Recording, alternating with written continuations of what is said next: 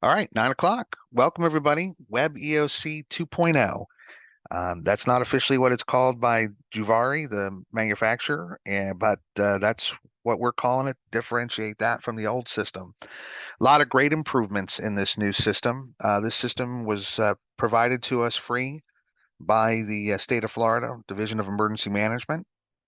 The system is now all cloud-based, so even if we have issues at certain locations, as long as you can get an internet signal somewhere, you can get access to it. Before, the server was locally hosted here at the EOC, and if connections went down here, we were sort of dead in the water.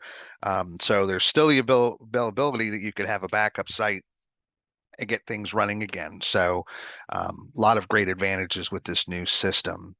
So before we begin, I would like to go ahead and just show you the board layout that I put on the screen. It says Boards 101. I just want to talk to you about a few things that we have going on that are different than what we had in the past. So in the past, we never had info messages. This is brand new. So we would put in the old system everything in the activity log, local states of emergency, weather, sit reps, everything. And really, the activity log is just that, to record activity, not to post these different things. So for now on, we're going to be moving to info message board. And you can see on the sheet, it says it's used to post sit reps, media releases, IEPs, protective actions, maps, and weather updates. It's the one-stop shop for all of the relevant information, and it will help declutter the activity log. Next on that list, you'll see we have something now called event reporting activity log. It used to be called just activity log. Now it's event reporting. So remember that this is the location that you're going to record the activity within a work period. It is a permanent record for future reference. Where is that important? It documents for FEMA and other actions what we have done as a particular emergency support function, and it also acts as a pass down log for incoming personnel. So if you've worked 12 hours and you're going to go home, you're going to do a quick briefing with the person taking over for you, but there's a lot of stuff that you've done in 12 hours. That person can sit down, go through the log, see all this stuff that was done, so they're prepared for the shift. And then, of course, when the next person comes in, they do the same thing. So an activity log is going to be strictly related to things you're doing internally for your emergency support function. Next one on the list is mission requests. So we've had that in the past. I think it was called missions. Now it's called missions requests, and it's used to create, manage, and track our resources. We're going to go through these boards as a demo today. So this is just an overview. This is a brand new board, distribution sites. So this is where we're going to be able to put in any commodities that are being distributed to the community. It may be a pod, a point of distribution. It may be a pod, a point of dispensing. Those are two different things. Point of dispensing is the health department, while point of distribution is usually other commodities like water, food, or whatever. It doesn't have to be a county operated one. It can be a church or some other organization. If XYZ Foods, Volunteer Foods, is come in to help feed people in the community during a disaster, we could add that to the list. Why is this so helpful now is that our media folks can take that information, put that on our releases, and now the community members can know one stop where they can go for different resources that are near them. So this is a brand new board. I'm very excited about that. I'm glad we have that. The next one is called facility status.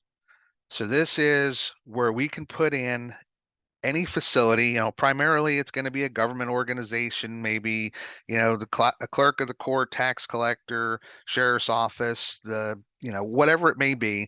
So people know what government offices are open or closed. It also can be our assisted living facilities. It can be skilled nursing facilities. It can be critical gas stations. Now, we're not going to list every gas station in the county, but the most important ones that can do, that are up and running or not running. So, where's fuel distribution, whatever it is. So facility status has a broad range, and we're excited about that because now it's again on one board, and we're going to see that during the demo. Next one on the list is project management. Very excited about that. This kind of board or a project management app can be quite expensive, and it's included in this system. So if any of us are working a project, it doesn't even have to be during gray skies. It can be a blue sky event during the year, and we want to be able to manage a project that we're working on, then this is available for use, and we can assign different levels, different users, permissions, or whatever. And I'm going to show you, you can track the progress of different tasks and things of that nature, which can be very helpful. And we're encouraging people to use that. So, for example, if I know the clerk of the court is doing a big training soon, and they've showed an interest in maybe using this to manage all the aspects of getting ready for that training to see where they are. So excited about that, open for use. The road closure board. Now, I just want to make a quick note. You may be looking at this saying, well, where's the power outage board? That is no longer, it is gone. You have to remember that the power outage board was designed or put into effect a long time ago when we didn't have the technology that we do today. And honestly, if someone calls into the CIL and says, I'm out of power, if they're able to make a phone call to the CIL, Citizen Information Line, they're able to call their utility, and they can go ahead and make the report there. And now with the utilities, they have dashboards that we can see real time what's being reported or not. So just if you're looking and say, where's the power outage? Gone. So road closure, that's been updated, and that we'll demo that, and that's where we put all of our roadways and indicate if there's any problems with roads or whatever. Incident documentation.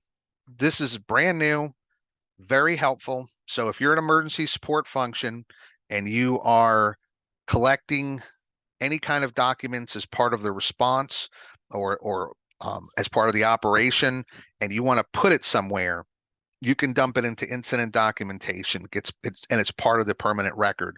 And later on, you can use that, retrieve that, so you're able to go ahead and get maybe FEMA reimbursement or whatever it may be. So that's new. Excited about that.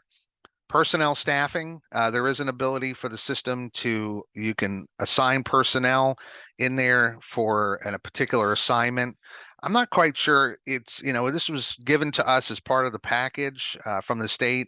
I'm not sure how useful it will be because honestly, a lot of people have their own staffing systems, like fire rescue has, I think it's telestaff. So, but it's there and it's available.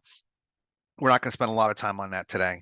The shelters board, that has been redone, and it is a lot cleaner than it was before, and we'll see that. That is going to be any shelter that can be an American Red Cross shelter, a county shelter, it could be a transitional shelter, whatever it may be, they'll be listed in there. The checklist board, this is really helpful. You can actually create a checklist and assign it to any particular ESF or yourself, and it will allow you to use it to prompt people to do certain things or complete certain tasks. And we'll take a look at that. And then we have the file library. That is the last one on this list I wanted to show you. And the file library is a place where you can put things in advance of an incident and have them available. Maybe it's a phone list, maybe it's a vendor list, whatever it may be. So that is we've had that in the past. Now it's a little bit easier to use, a little bit more user friendly. So we are excited about that. One thing that's not on this list, I wanted to mention, and we actually had a problem with it, and now it's functioning. We got it diagnosed. Is we do have a hospital board, and it is and it will I'm sorry, I said that wrong. The hospitals now fall under the facility status. My error. Sorry about that. Okay, any questions from anybody about that sheet? Okay, hearing none, I'm going to go ahead and change to a different screen. And let me pull that up. And that's going to be the resource ordering chart. And again, I dropped this in the chat so you can download it and you can see it. So this chart, we've seen this before, many of us. Things haven't really changed on it. I just want to review that whenever people in the field are doing and conducting operations, there's going to be a need for resources. Those resources get ordered through the EOC here in the MAC, the Multi-Agency Coordination Center. That's where you're, as an ESF, that's where you are located. You get that phone call from somebody in the field. They put the request in and they say, hey, we need this. I'm going to use Public Works as an example. We need a front end loader. We have used every front end loader we have. I need one more front end loader. The ESF would turn to looking at local contacts. They may contact a vendor that they have on a list. They may call a rental company and try to locate it and source that item. They may even call another county and see if it's available.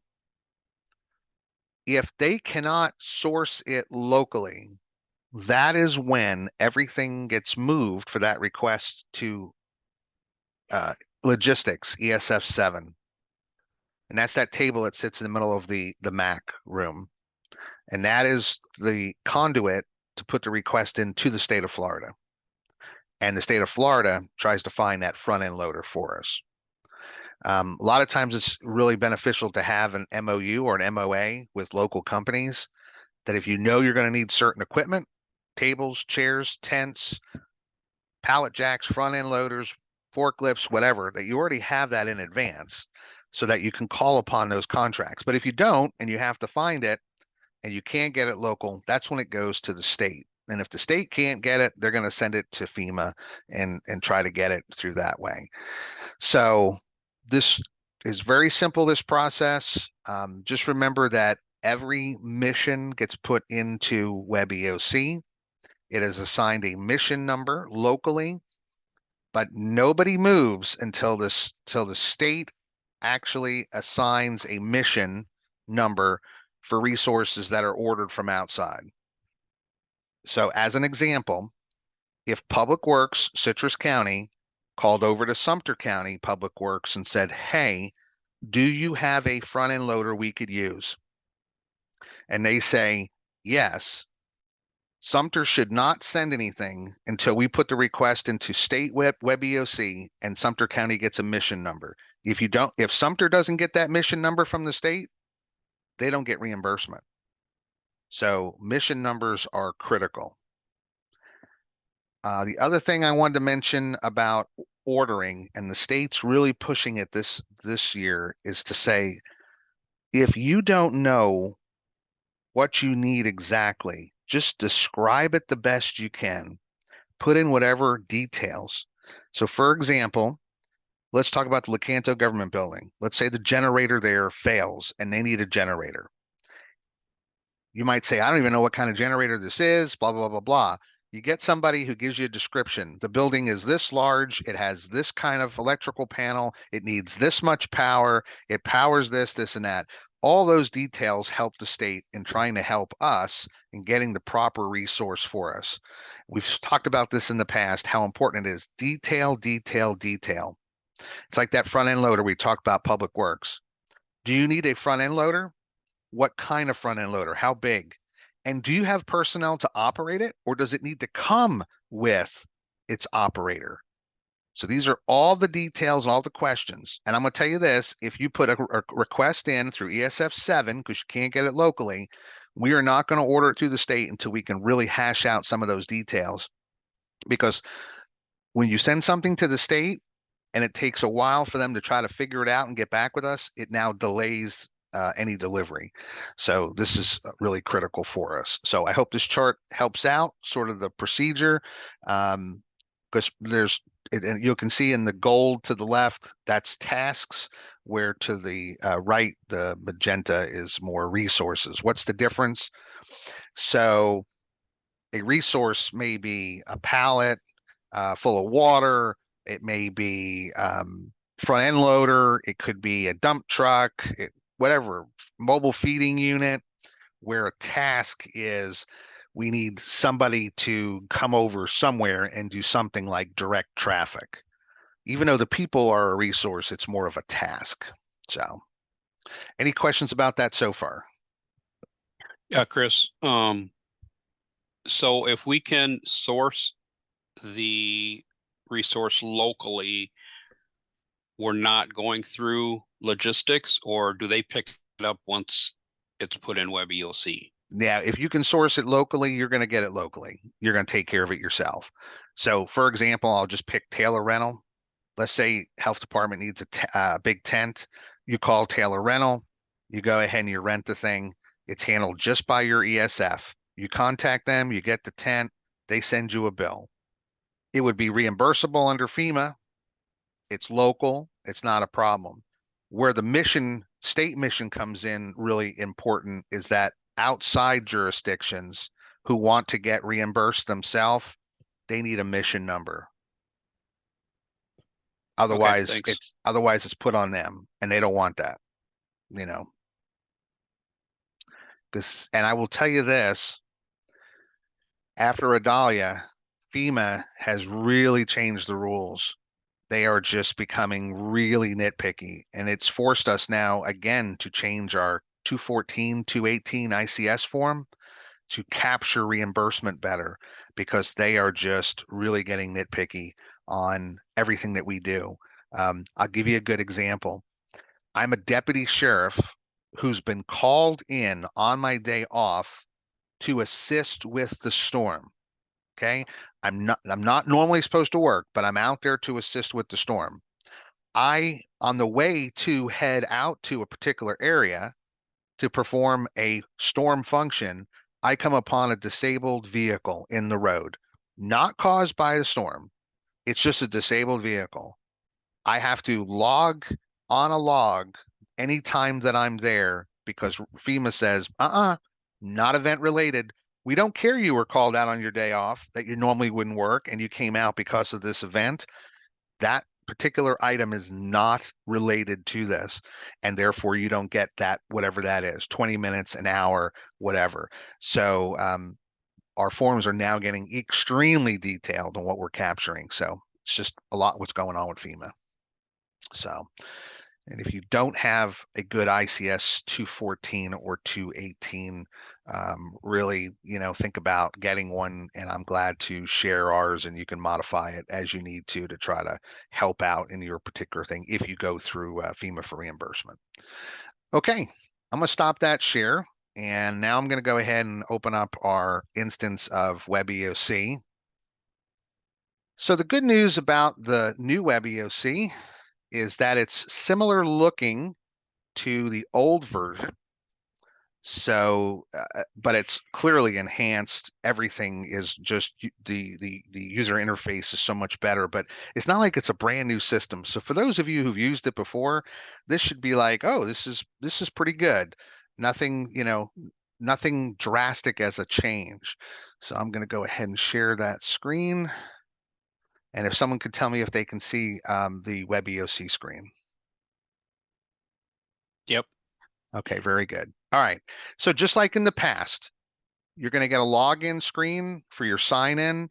This time it's going to be your username as your email address, and we will send that to you shortly to be able to get you onto the new system. So you just go ahead and put that in, hit next. It's going to request your password like normal, put that in. It's going to load the system, and then just like before, it's going to ask you what position you're performing. Now, many of you, it's only going to be one option. If you're, for example, Salvation Army, you are going to be just that ESF. Now, because I'm admin, you can see I see everything. in the system. But in your particular case, you may see one. Sometimes you may have two assignments, two ESFs you work out of. And if that's the case, you'll have the two drop downs. And then the next thing that's in there is the incident. In this case, we're in testing and training. And I would suggest once you get access to the system, we'll keep testing and training active. Feel free to play around with that every time you get a chance. Maybe you could call it Web EOC Wednesday and make it the first Wednesday of every month. You go in there, log in, make sure everything is good, and you play around a little bit. By the way, for the incident, critical here is make sure you're signing into the right incident. We could have, like we had with Adalia, you have Adalia incident, and then you can have the tornado incident that we had in October. And it's always possible this county could experience 3 or 4 different disasters at the same time. And if that's the case, you want to make sure you're signed into the correct incident so that if you're putting documents in or records or activity log, it's going in the right place. So you hit continue. It will go ahead and bring you to the login screen. If there's anything here you need to modify, you can put that in. And unlike before, where you had the sign in to Web EOC, it doesn't pop up anymore. And you'll see here as a comment, it says, be sure to log in. And then at the end of your session, log out and then sign out. So here you go down to sign in, sign out, and you'll see sign in. There's my position, my name, my location is going to be the MAC, Multi-Agency Coordination Center. And everything is in here. Hit save, and it will now put me in. And then when I sign out at the end of my shift, I'm going to click the 3 buttons and hit sign out, and it will then bring the screen up again. And you hit save, and now I'm gone. So remember, logging into Web EOC is one thing, signing in is another. The sign in is basically an official timesheet, if you want to call it that. Okay, let's look at a few things. So on the top, very similar to the past, it shows your username. In this case, it's my email. You can see my position. In this case here, I'm emergency management. The incident is testing and training, and you can switch between any incident in here by just clicking this. It'll automatically bring you to the next one. So if I'm working the tornado, I'd click on tornado. If I'm working, Adalia, I'd click that. So let me go back to testing and training. There's our log out. Now, as a user, you will not see this little cogwheel. That is an admin feature, so just ignore that. But there is a help button if you want to pull up any information on Web EOC. Okay, so this is our home screen. And if you remember to the left, we have these 3 dashes. These are all the boards that may be assigned to you. Now, I have a whole bunch of them listed that some others may not, just because of admin, but we're going to cover the ones that pretty much everybody will have access to. Now, I'm just going to go quickly here and open up a whole bunch of boards. And if you remember in the past, every time I open up a board, it puts it on the top ribbon. And I'm just going to fill that ribbon up with a whole lot more. And there. Okay. So if you recall in the past, if you want to move between these different ribbon tabs, you would have to use the arrow. There's one right here to the left next to the home screen button. And then to the right, there's an arrow that can move you along. And if you had 10 or 15 of these tabs up here, it could be very challenging to have to hit the arrow right and left. Let me show you the simplified way. If you have you can click on any of these, whatever, but if you go to the right here, this little arrow down where it says tab menu and click it, it'll list every board that you have open, and you can click on it to take you there. Or if you want to close everything at once, you can just hit close all tabs and it shuts it all down. So to me, this little arrow down is probably the easiest way to navigate through that. Okay, so let's go ahead and get started. So here's a checklist board. This is new.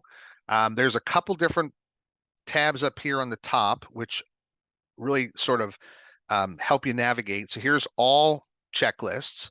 Here is any checklist that may be assigned to yourself. Okay. And then over here is the dashboard, which I really like. There's a lot of dashboards now in Web EOC to help you get a nice picture of what's happening. So if I hit dashboards, it'll show me there is one checklist that has not been started and that is pending out there. So, so in this case here, I want to go to checklist templates. And this is where you can go ahead and create a new checklist. So you'll hit create checklist, and I'm going to call this tasks for FDOH. And then there's a drop-down menu. Now, here's the thing. We are still building out some of these drop-down menus. And it doesn't make a difference which board it is. If you see something that you go, hey, I think this is a better title, or I think we need this as a category or whatever list, please let us know. We can change these, we can adjust these. There's a lot of defaults that came with it, but don't ever think that you look at this and go, well, none of my categories fall into that. So let's go ahead and just go with EOC activation. And I'm going to assign this to, and I'm going to try to find it, FDOH quickly here. Picking on my FDOH people today. Let's see. You're here. There we go. FDOH. Okay. So now I may say we need 10 members to be able to assist in a project in the near future. Okay. Now you might be asking, well, why aren't you putting that in as a mission request? Well, in this particular case, whatever I'm asking for is not done yet. I mean, don't need to create a mission because we haven't initiated it yet. But we want to give health department a heads up that they may need to be involved in this. So I'm just going to put that in at this time. Okay, I hit save, and there is the item, and I hit checkbox and activate the checklist, and now it's in the system, and that checklist has now been assigned to FDOH. So if I was signed in as FDOH and went to my checklists, I would just see that thing assigned to me.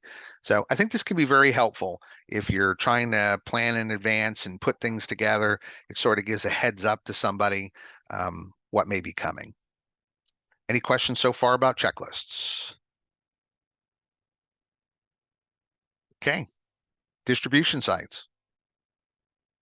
So this is any center that we set up to be able to feed people, to clothe people, to give shots for FDOH, whatever it is, any type of distribution. So let's create a new one.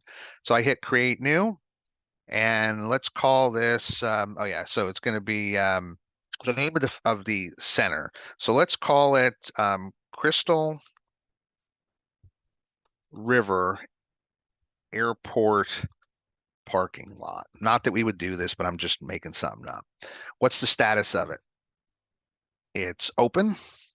The type of site, let's call it that's a local staging area, local staging base. What's our commodity? We can put in anything we need to. In this case here, the list hasn't been built out, so we have test. We'll have different things added to that. And then you put the notes on. This place will have jets, a fuel for aircraft. Okay. And then I come down here and I can tell it what are the hours of operation. So it's closed. It's going to be open on Monday. What time? And you can put in the time. In this case here, we'll say 8 a.m. and it closes at, we'll just say 12 p.m. Okay. All right. And then you can do that for all of this. What's the address? I don't know what the address is for the airport, but I'm just going to throw in the Saunders address for the EOC just for the sake of speed. And then I'm going to hit generate map, and I can actually, yes, I know it's shocking, but we actually now have maps that we didn't have before that functioned. We're very excited about this. And what's even more exciting is GIS appears to be able to change the maps out for us and actually can put layers. So we could put different things, different features, such as fire hydrants, utilities, whatever it may be, which could be very helpful when we're during an emergency. So in this particular case here, we're happy with where the point is, and we'll hit save. We'll go down here. Now, I want to talk about contacts. Whether it is for putting in a distribution site or putting in a mission request, please don't put the same person in for every mission. We learned that they did this up in the Panhandle. One of the counties up there put the same person's name and contact information in. They were inundated with calls. Not to mention, when they went home at night to sleep, guess when commodities get delivered? At night. So it was a nightmare. So our suggestion is make sure you have a primary and an alternate contact listed. So when the primary goes home at the end of the day, they turn their phone off. Somebody who's delivering can call the alternate number. And a lot of times, it's more handy to have what I would call like a burner phone, where the phone is not really assigned to a particular person. It's assigned to the function, so that the phone just gets transferred over, so the phone number never changes. And in that way, you can always get access to something. So just a thought. Down here, you put the number of staff on site. So let's just say at this location, you only need 2 people. There is no security. If there's a forklift, you can say there's 1 forklift, 1 pallet jack, there's 2 lighting units, and there are 6 cones. Hit save, and there it is. There is our newest distribution site. And you can see that it'll list your commodities for you. And again, we're going to change these to make the commodities what they're supposed to be. And remember, you can sort by name. So over here where it says site name, I can click it and it will alphabetize it. The site address, the same thing. The status can get handy. You can sort that by alpha so that it'll group all your open or partially open together. You can do that by the type of site or the commodity. Or if you want to see certain ones quickly, because this could be huge. You could have 30, 40, 50 different sites. You can just click up here to the right where it says open, partially open, closed, or set up, and it will just filter that for you quickly. You can also filter a little more in depth up here, but in this case here, I just picked on the partially open one because it's quick. Any questions about distribution sites? Okay. Rolling along. So I want to go to facility status next. So you can see here, we have a couple mock facilities in here. We put TGH, HCA. I'm going to go ahead and create something here. So this is going to be an FDOH clinic, and thank you for FDOH for allowing me to use you today. This is going to be a special clinic that FDOH has set up for this event, and let's call it urgent care. Just making stuff up as we go. And I'm going to go ahead and just put in the address for downtown Inverness. 249. We're just going to put my phone number in here. When I put this address in, you can hit generate map just to see if it's popping up correctly. Maybe it doesn't like what it sees. In this case here, that is not correct. It doesn't like that. That map is not good. And does anybody know why? Because I did not put in the city or state. So let me go Martin Luther King Jr. Avenue, Inverness, Florida, 34450, generate map. And now it's saying, okay, I can live with that. And there's the actual address. So it verified. So make sure you verify an address. I might say, listen, that's not the exact point where we're doing we're doing this clinic. We're putting it over here across the street in the parking lot. So I can leave my pin there and then hit save and it will update that on the map. In this case here, it's just a clinic, a walk-in clinic. So we've got 0 beds and 0 patient count. What's the status of this clinic? It's operational. They are giving out bandages. This particular facility is not evacuated because it is a, let's just say it's a building. If you're in a building that's set up there, we can say the generator is not, it's not applicable. The water system is operational, power is operational, phones are operational, internet, and it does have sewer. If there's any attachments you have to add it. You hit save, and now you're going to see that FDOH has a clinic, which is urgent care. It's operational, doesn't have any beds listed. Of course, there's none. And then it will tell you quickly the status of what you have across the board. Very easy, very simple. Again, we can put in hospitals, clinics, skilled nursing facilities, assisted living, whatever it may be, fuel centers, gas stations, anything that's a benefit to see what our status is out there. And that will help us not only in response and recovery, but in informing the public. And the beautiful thing again is the dashboard. Click the dashboard up here and it gives you a quick snapshot of everything that's happening dealing with our facilities.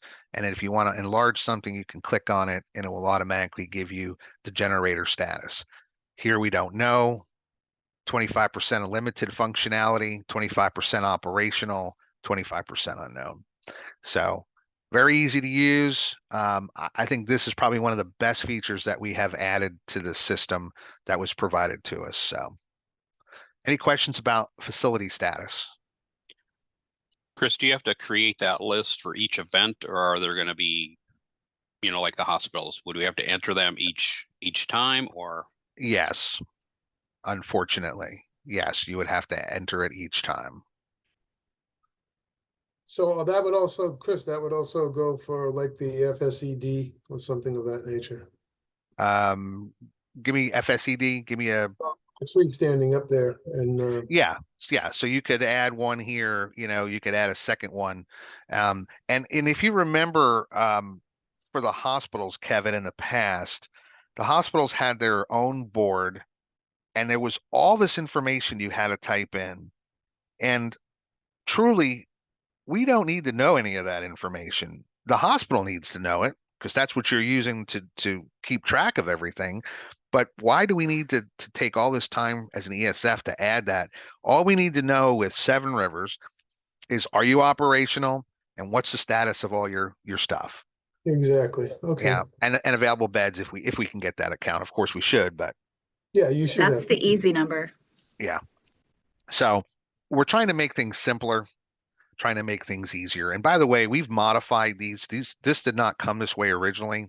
It was similar to this, but we've had to modify it to be able to make it more user-friendly for everybody.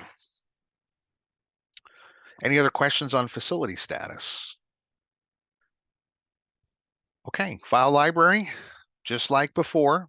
The nice thing about this is you can create a folder yourself. In this case here, we've added a few things. In this case, Citrus County GIS, we've thrown some things in there.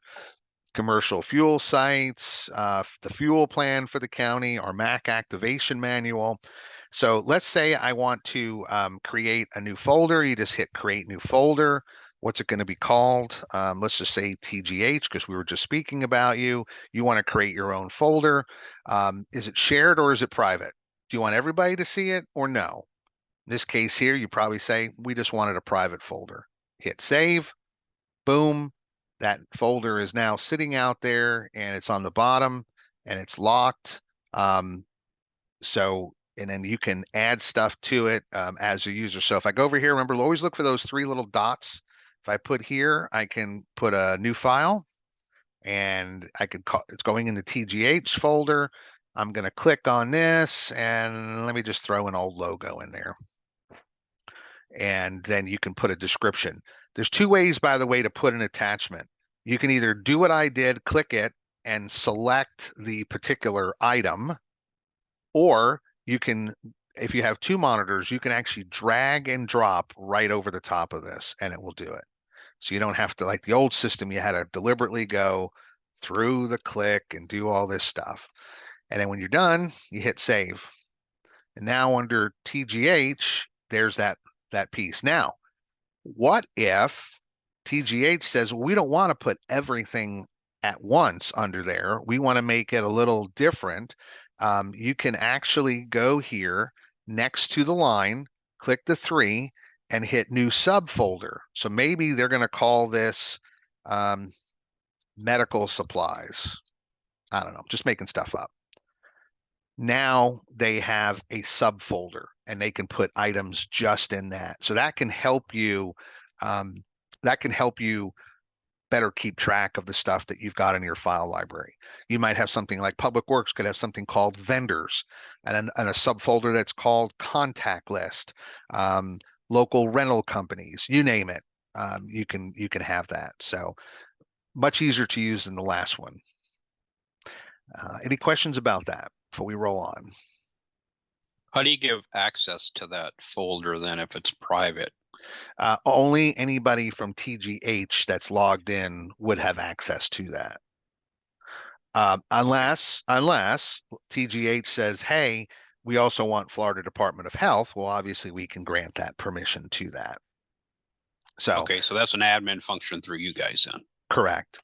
I mean, Gotcha. I don't think anybody is going to really need to market private. I think everything for the most part, unless TGH has some kind of specific sheet of contacts that they don't want to share with everybody, then I could see them locking it down so that, it's not anybody can see it. So it's just a way to make it so that, and we encourage you to bring your own laptop during an activation because you're familiar with it, you have all your stuff on it. But it's sort of designed that if you don't have a normal laptop, you don't have all your stuff, you've already pre-placed these documents in there so that during an activation, it's a lot easier to find or do it. Okay, so let's go ahead and close that out. And I want to go to, before I Wait, do, Chris, I have a question. yes, So you're saying I can make a folder, put stuff in it so whoever activates already has like our GIS maps, things like that? yes, Okay, cool. yeah. And that carries across the entire platform. That's not just this incident. That will actually carry across to different platforms, to different events. So you don't have to worry about re-uploading it every time. File library is sort of universal.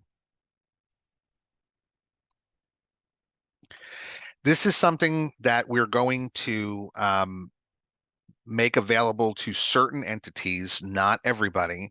This is brand new. It's called Incident Creator, and it allows certain users to actually create their own WebEOC incident without EM's intervention.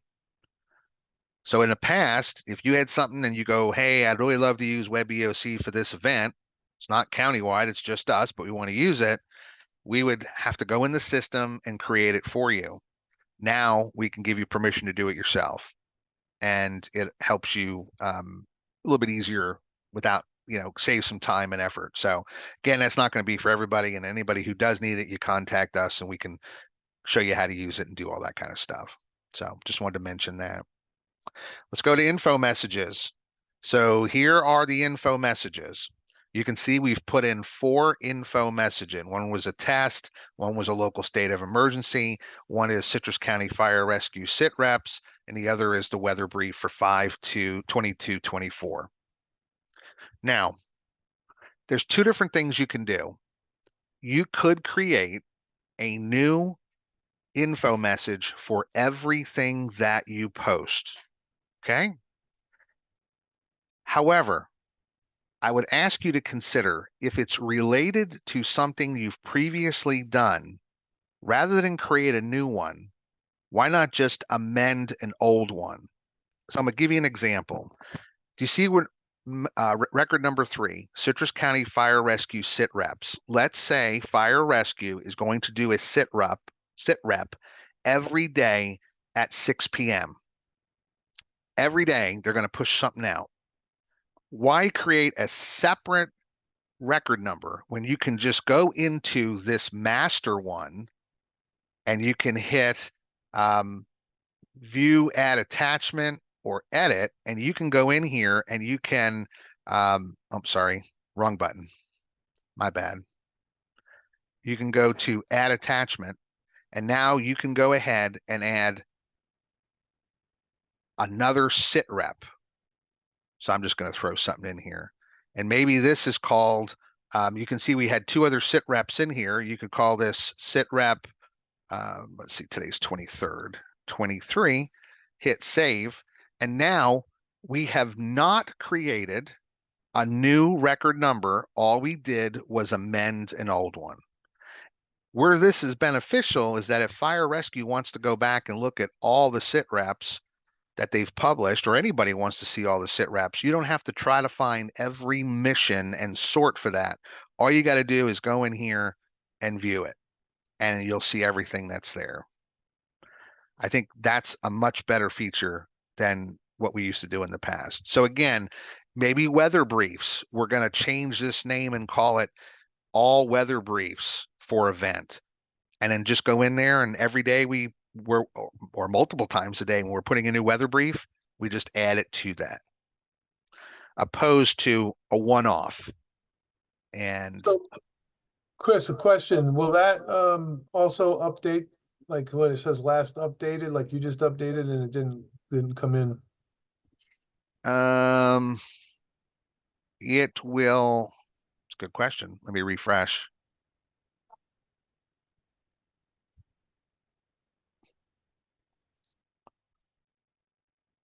It does not, which I got to find out why it did not do that. I'm making a note of that. I have to get with the computer people at Javari, because that should show you an update. So thank you for catching that. The system is pretty much 99% running. There's a few little things we're working on. It's normal, brand new system. So good catch, Kevin. Any other questions or any questions about that? People are happy? You like what you're seeing there?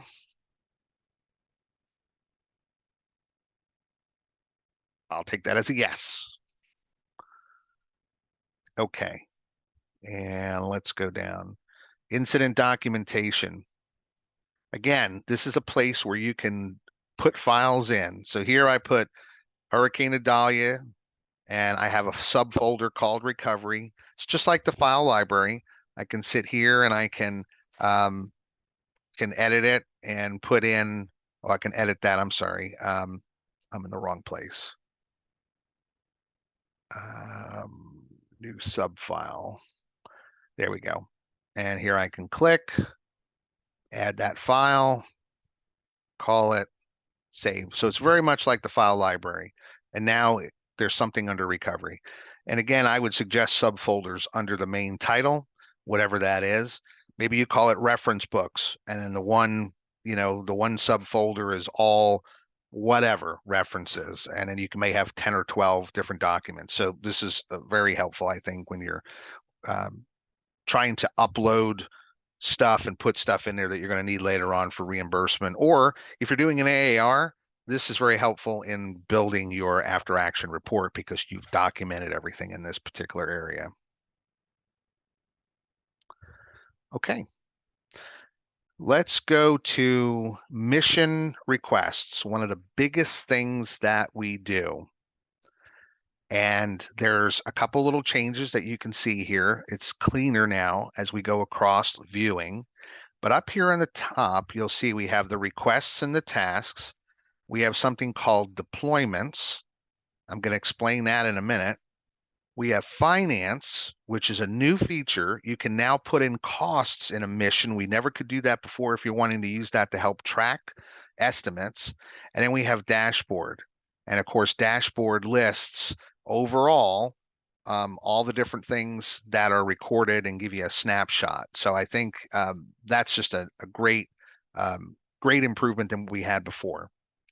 So let's start with a standard mission. So I'm going to create new, automatically is going to give you the date timestamp. The tracking number will generate upon save. So in this case here, on your mission name, trying to make it as descriptive, but not super duper long. So let's make a copy of, just change the names of yesterday. Citrus County SO requests pallets of water. Okay. And CCSO needs 10 pallets of water to support personnel. What's our priority? So now we have a number, we have a couple extra. We didn't have some of these before, but let's just say, and let's be realistic, we're not going to get that pallet in 4 hours, probably not, 12, just because it takes a while to ship. But let's be realistic and just say it's routine. It's going to automatically give you the date and the time. Who are we going to assign this to? Well, obviously, we're not going to be able to get this locally. That's why we're putting in this request. So we're going to put it to ESF7 Logistics Section Resource Ordering. Then we're going to come down here and we're going to say, where are we going to get this thing delivered? So let's just, for the heck of it, let's just put in the EOC. Oh, I'm sorry.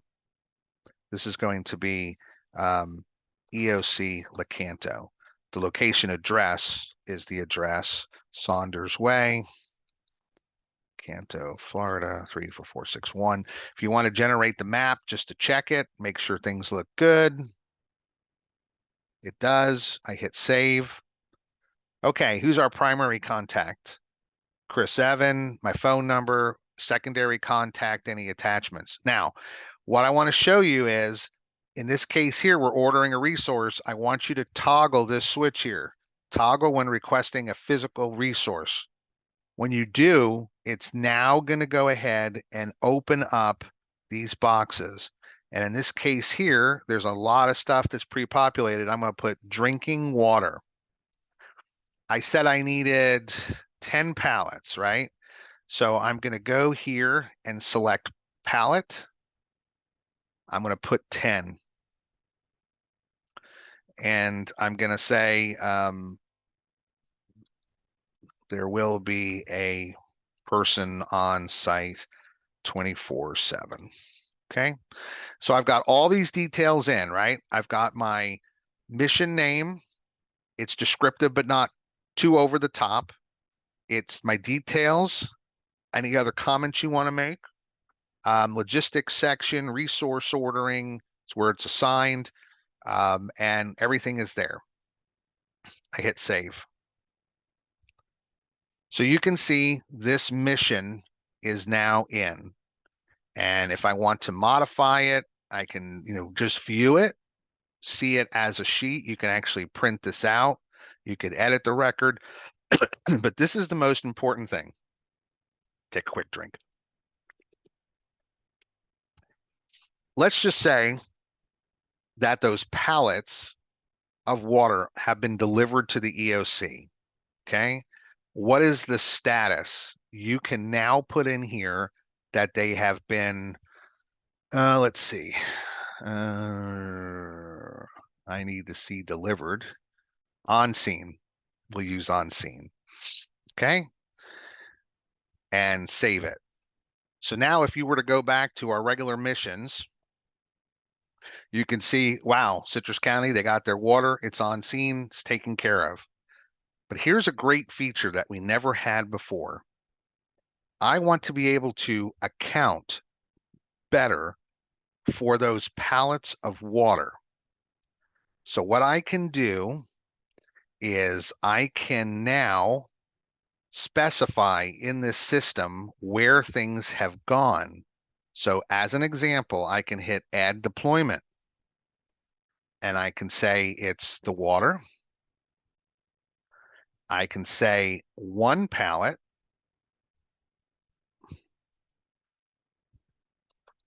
Delivered. Let me just move. Transferred to ops in Inverness. hit save, and now we can see that there's a submission. Remember, this mission is number 0003. Now it's 0003 number 2, and you can see it's a sub menu. We have water drinking 1 pallet, and you could add that on, and this helps you account for items. So if Florida Department of Health ordered 20 tents and they had to be distributed all throughout the county, you can now, through Web EOC, track where those things are. And if you have to update it, you can hit edit and say, Chris Smith confirmed on scene. Put any notes you want and just save it. And then this is the other great feature, is the add cost. If I know that these were pallets of water and my vendor is Mickey Mouse, I didn't put that in, that was Juvari, and those pallets cost us, I don't know, we'll just say $2,000. You can put an invoice number in there from the company. If you have a purchase order that you have assigned, and I would probably put something in there like, if you're FDOH, I would say FDOH and then a number, CCSO and the number, just to make it cleaner. And then you could put whatever comments in, hit save, and now it will give you a total cost. And this can help you sort of manage when someone says, how much money have we spent in resources for this event so far? You can see it there. So this is brand new. Love these 2 features. I hope you like them too. And I think it's going to be much more beneficial when we're doing certain things. And again, if you hit the dashboard, it'll give you a snapshot of everything that we've done. And then of course, if you specifically again hit deployments, it'll show you just the deployments that are out there. Any comments, finance, the different comments in there. So are there any requests or any questions about this? So I'm going to just show you something here. In this case here, this is a CERT has requested additional radios for their mission. It was assigned to ESF2. If ESF2 can't manage that request, they can change the assigned to, like we used to do with the old system, just change who it's assigned to. Maybe it's ESF7 logistics because they don't have the radios here. And you can, change those to any assigned to that you need, so that I'll give you an example. Sheriff's Office requests City of Inverness for barricades, but it turns out the address is not in the City of Inverness. It's 50 feet from the county. It's actually in the county by 50 feet. Rather than send it back to SO and say rejected, it's not us, all they have to do is go in there and reassign it to the county public works. So remember, you can change assigned to at any time that you need, or the status of what you're dealing with. So any questions about that? Okay. Let's run down to project management. This is that new board, and absolutely love it. Again, I offer to you at any time you need it. Here's something that when Lane was here, he created. This was the Web EOC. He did this as a test, and you can go here and you can view it, and it will give you, you can print this if you needed to, but here it's going to give you all the tasks and everything that's happening on those tasks.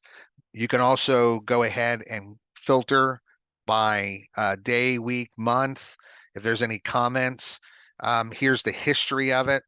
You can add another comment. Let me go out of this and just go to the annual exercise, because I think this one here has more. Let me hang on. I'm sorry.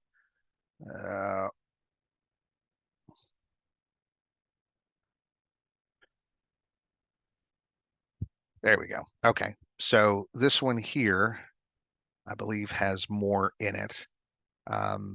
Here we go. So you can see there's financial details that he was tracking on this, deadline details, time management.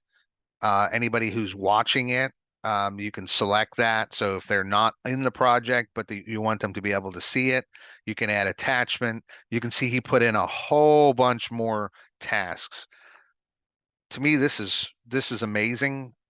This is a fantastic board that anybody can use and help manage any projects that you have without having to go out and spend money on your own system to do that. Any questions about that? And again, if we need to get into more detailed training on this, if we assign a particular board to you, we can do that. This is just an overview of that. Let's go to road closure. Here we have the standard display. You'll see this thing that says region. If you have a region and it applies, you can put it in. So in this case here, Citrus County Public Works has an Area 1 Public Works section. So I'm just going to show you. So here they're in Area 1 for Public Works. It gives you all the details. In this case here, they entered West Homosassa Boulevard. It's in the county. It's a county road. And it will now give you cross streets that we never had before. You had to type out this whole long thing. So I'm going to go back here and actually create one to show you. So we'll create new. If you have an area, put it in. So I'll just call it Area 2. This is Citrus County, Inverness, Crystal River, whatever you need to put in. What's the road name? Let's call it West Gulf to Lake Highway. Crystal River, Florida, 344. I think it's 29. What type of road is it? Let's put it in, let's call it a county road, which it is. What time did the road close? So we're going to say yesterday it closed at 12 p.m. And right now it's still closed, hasn't opened up. We're not even sure if it's going to open up anytime soon. If you think there's an estimated date, let's go ahead and say tomorrow by 5 p.m. Okay. Okay, so now we have our main road. Why don't we tell us what the cross street is? So let's go with, oh my gosh, I've just had a brain fade. What's the one that go? Oh, Turkey Oak. Turkey Oak, and I think it's a drive, not sure. And let's just say the other one is, anybody have a street they can throw out at me on 44? Is it Sunshine Path? Is that one of them? All right. Yeah, North Sunshine Path. North Sunshine, perfect. Okay. All right. What's the road status? It is closed. This is a high priority road. You can put in detours, which, specific instructions on where people should go. By the way, we're working on something right now with County GIS that will allow us to be able to put a link on our posts, Facebook posts, social media posts, and things like this, and would be able to have a link to take a person to an interactive map that would actually show them the routes of detour, not just a description. So just a bit of information. So let's say we just throw in the suggested detour. What's the reason for this? We have a sinkhole. Any additional details? FDOT is assisting, because technically I am wrong on this. This is someone should have caught it. I didn't state. That is a state road. FDOT is primary. County is assisting. SO on scene rerouting traffic. Hit save. And now there it is. Region 2, West Gulf to Lake Highway, the cross street, and last updated. I think this is going to be very beneficial. Before you just put in a general location now you can show those cross streets and much more efficient. And then if you need to sort by a particular status, you can do that and just see your closed roads. If you want to filter even deeper, you can say, I want all high priority roads and I want to see what's closed. And then it'll show you what's high priority and closed. This would be very good when we have, 50, 60, 80, whatever roads that may be entered in this. Any questions about that? All right, let's roll to shelters. So remember, it just may not be a county shelter. We may have to put people in a big enough event in community centers, churches. We may have pop-up cities with who knows what. Brought in mobile homes, or not mobile homes, but travel trailers from the state, anything. So here we want to create one. So we're going to hit create new shelter name. This is going to be, let's say, the First Church of Citrus County. What kind of shelter is it? It's going to be for, let's say we're opening up for isolation purposes for some reason. I don't know. It's open. It can hold 100 and it only has 25, and it will automatically calculate your availability. Who's it managed by? In this case here, it's independent. It's the church who's taking care of it for us. The region, that is originally designed for counties that have like different regional areas or states or whatever. So you don't have to put anything in the region unless you have a particular name for your agency that you may designate for it. Obviously, the county is Citrus. The community may be Citrus Springs, just making that up. You can put an address in, you can map it, who's the contact information. And down here, you have the ability to check off certain boxes. Yeah, they've got charging stations there. They do have a backup generator. They do have internet, and they are feeding the people. Comments, hit save, and now it's there. And it gives you a quick snapshot. They're open, what type they are, who's it managed by. And we can change this, by the way, again, any of these drop down boxes that you feel like, hey, this is what it should stay, let us know. We're glad to review that and make any changes that are there. And then again, a quick snapshot of where they are on that. You might say, why is internet really important on this? That is the way people stay in touch, and them being able to get in touch with loved ones or find resources or stay entertained is going to be very important for many people. And then dashboard, you click it and it'll automatically give you all the information and a snapshot to know, full populations, whatever that may be. All right. By the way, if you're saying, well, don't we have something for schools, like what their status is, where would we put that? Facility status. So if we wanted to list certain schools that are open or closed, opposed to being a shelter, we'd go back to our shelter and we would put our school. So Lecanto Primary is going to be a pet-friendly shelter or whatever it is. And so that's where all those shelters will be listed.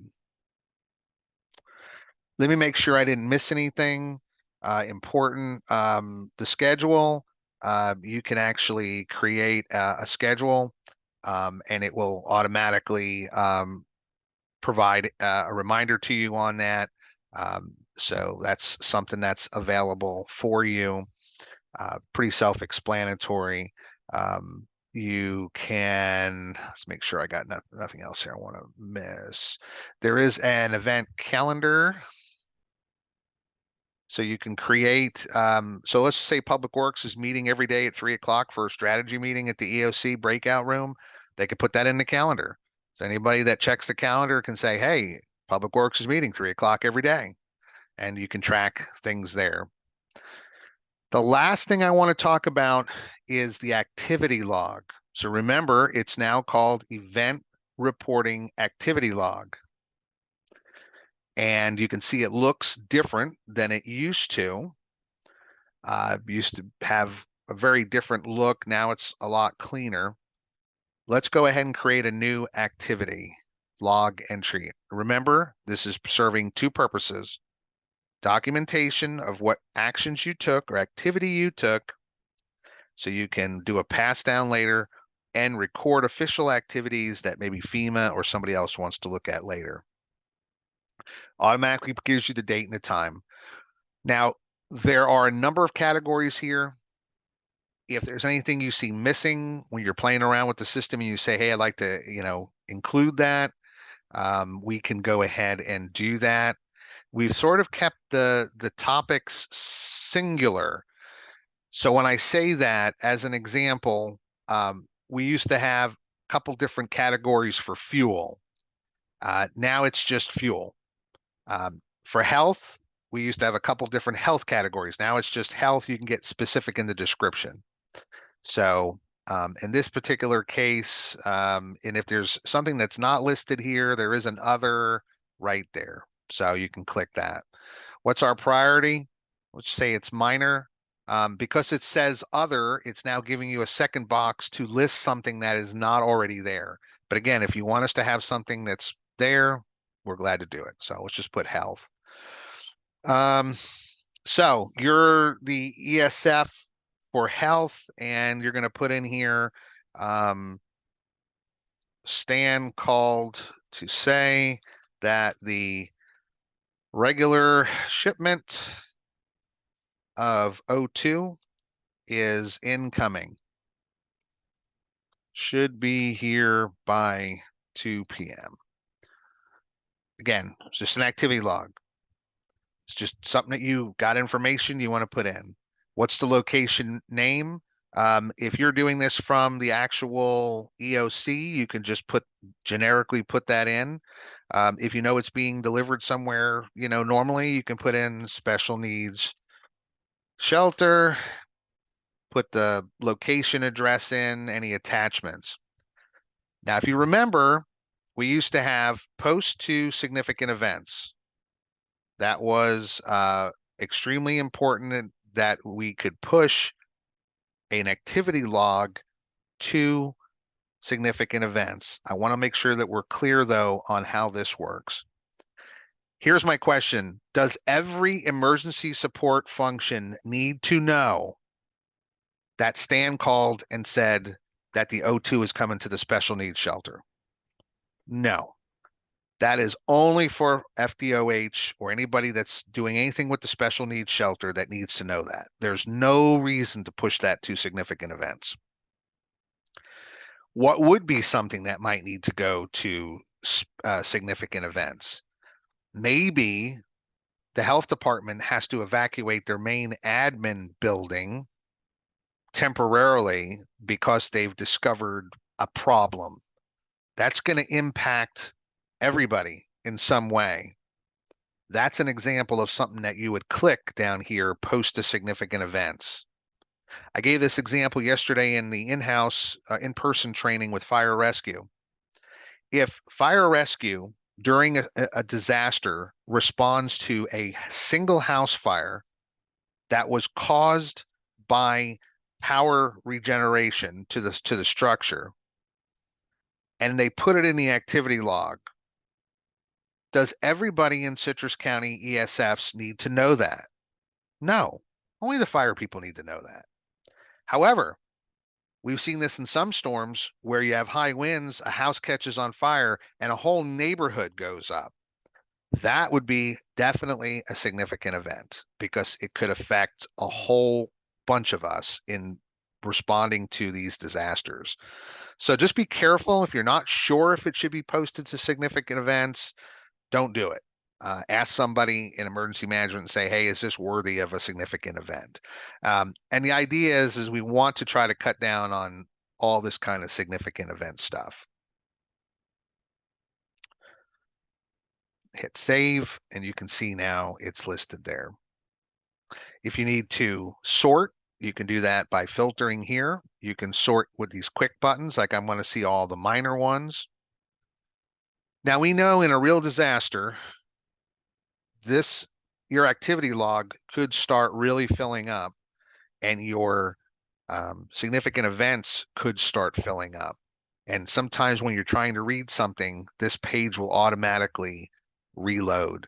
If that happens, just go down here to the bottom left. You'll see where I'm pointing, where it says disable refresh.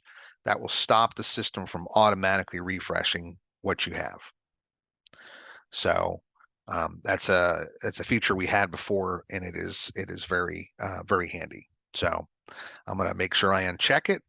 If you're looking at activity logs or other things and you're not seeing any changes in a while, just check to make sure you didn't disable your refresh. And again, when we go and we look at the types events, you're going to see right now there's a few things that we have to remove. I'm going to scroll down to the bottom so you can see. You see where it says weather? We don't need that now. Why? Because that is going to be info message. Now, a tornado specifically, or straight line winds is how we've got it, SLW, that is not going to go in an info message. It's weather related, but this is an actual event that you're working that's maybe critical. So we're going to remove a couple things from here that don't need to be in. So we'll get to that and get that taken care of when we make further enhancements to the system. Any questions about the event reporting activity log? I'm going to pull up event reporting significant events, because remember we talked about posting to significant events. So this is the only significant event we added. Search and rescue has been requested and is coming into the county by 1600 today. That's not only important for fire rescue to know, it's all important for us to know. And every ESF gives us a picture of what's happening. By the way, the old message control, if you remember that from being in the war room, that has changed. That is going to be a situational awareness unit. It's going to be an intelligence unit, and it's going to be the scribe. That person or people in that position will be able to collect information during debriefings. So when we go around the room and getting a debrief from people, that person will collect that information and be able to build a sit rep off of that. So those people will be doing sit reps now, trying to make it a little more efficient in what we do. And of course, after last year, where Lane and I had very little time to be in the war room, we have made changes to ensure that we're in the war room, and we've got some support personnel that are going to be doing some other functions. So that will alleviate that problem. So does anybody have any questions about anything we've covered today? By the way, there is a dashboard here, and it will give you a snapshot. To me, that's one of the best features of the new system. Any questions? Thoughts? Do you like it? Do you hate it? Is anybody still there? Yeah, no, it looks good, Chris. We like it. I have to Good. get in there and use it to really see, but looks good. Yeah. Like I said, we're going to be working a few bugs out. You're going to have that with a new system. We will be, signing people up in the system here shortly, so you'll get a link to it. The old web EOC is still functional, so that if, for example, today or tomorrow I need to turn it on, we still have it.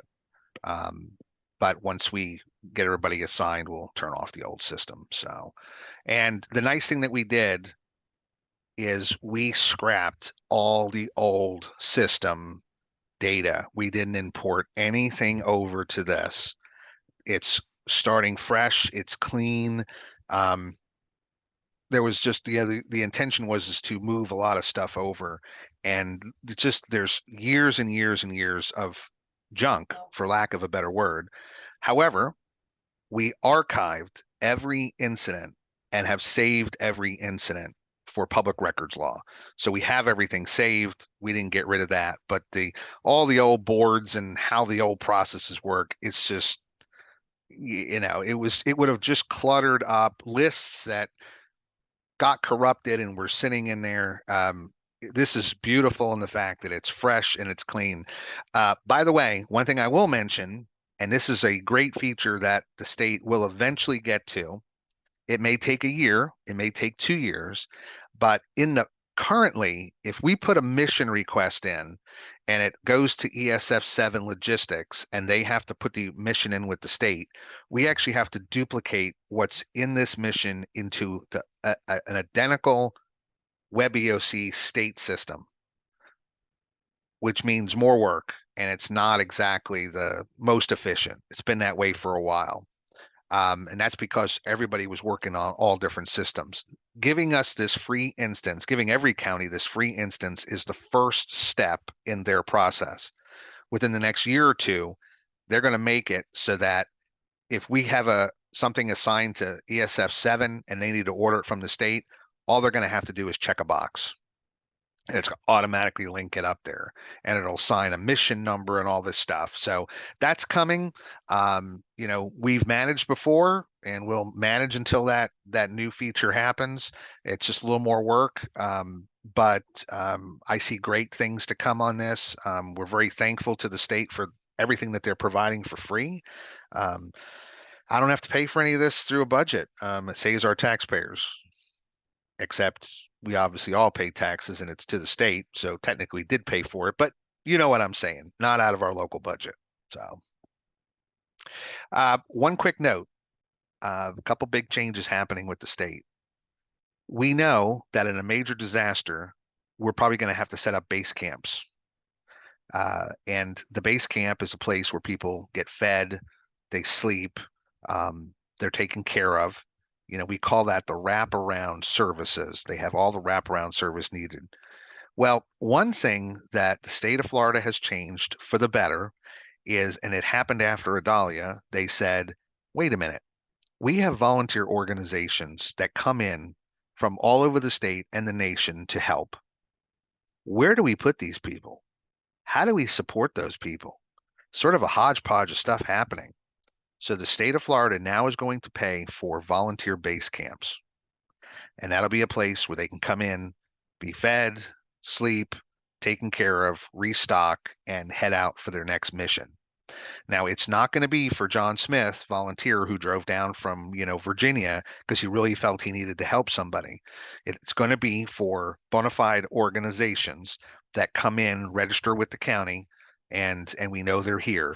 It's just not a one-off volunteer here and there. It's Team Rubicon, it's Southern Baptist, disaster relief. So it's going to be something like that. But to me, that's fantastic, and it's not being paid for by the county. The state's gonna pull the trigger on that and take the bill their own. So that to me is one of the best things we can do to help people that are coming out. And then remember that we did move in the county forward for a long-term recovery group, which we didn't have now for many years. And that long-term recovery group, when those volunteer groups leave to head home, which we know they will, the long-term recovery group can assist in carrying on that mission with local assets to help people in our community. So a lot of great things happening. Thankful to the folks at the long-term recovery group for everything that they're doing, and all of you for whether you're career or volunteer. We're all in this together in the same mission. So thank you for what you do. Before we break, is there any other questions that you may have? Make sure that you, of course, hit that link to sign in today. So we have you on our roster that you attended, and it'll also capture your email address so that when we build the system out for the users, it'll be correct. So last minute questions? We're good? Thank you. Have a wonderful day. Be safe. call me if you need anything. Chris, where's that link that we need to sign in? It's going to be in the chat. So on the bottom, you'll see the little chat button. Yeah. And I am just, because I was talking, let me just look at the chat. There's 3 chats, by the way, that I put in. First is the forms link. That's where you sign in with the roster. Board 101, resource ordering. You can download those. One person had to leave. It's recorded. Okay. Looks good. Time will tell. Looks good. Is there a guide we can snag to refer back to? So WebEOC will have that button that you can click on the top that will be a help menu, but there's no local book that's produced because it's not our system directly. But the link will be sent out, so that can be shared for this video. It's going to take a couple days to get it up to our community relations, get onto YouTube, and then able to be posted. Let's make sure there's no other comments, questions. I am only seeing one chat, so that is strange, Anthony. I don't know why. Everybody, unless when they clicked it, they just sent it to me, because you can say the entire group or individual. So, Anthony, can you see those 3 things that I posted earlier? I cannot, You cannot. Okay. unless I'm We've got missing the where the resource chat's ordering posted. chart. That's the only thing I'm seeing that you posted. Okay, let me do this before everybody. If you need to leave, you can leave, but let me go ahead and repost those in case anybody, and I'm going to send this to meeting group chat. So the first thing I'm going to do is put in the link for the roster. Thank you. That's coming in now. And now I'm going to dump in the board 101. That's going, and the resource ordering chart. Boom. And then I will just remind everybody that when you get into WebEOC and you have your access, go to that file library and download the current MacBook, the Multi-Agency Coordination Center MacBook. We've put a lot more information in it and built it out some. So everybody got what I just sent? Any problems? Should have the first one is the roster, board 101, and resource.